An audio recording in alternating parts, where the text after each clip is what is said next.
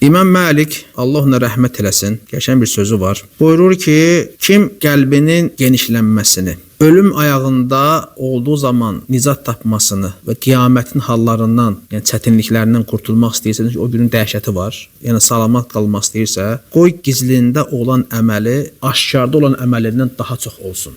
Gözəl sözdür. İnsanın ixlaslı olmasına səbəb olan, təsir edən çox dəyərli bir sözdən ibarət. Nəyə görə? Təbii gizlində olanda bu ixlaslı olur. İnsan gizlində olan kimə özünü göstərir ki? Heç kim görmür, heç kimin xəbəri yoxdur. İstədiyin salih əməl edirsən. İnsanın ixlaslı olmağına çox kömək edir. Və həmçinin burada da imanın şirinliyi daha çox olur. İnsan bilməyəndə sənin salih əməli və hər hansı bir müstəhəb salih əməlləri, vallahi burada ixlas daha çox olur. İnsan daha çox ləzzət alır əməlindən.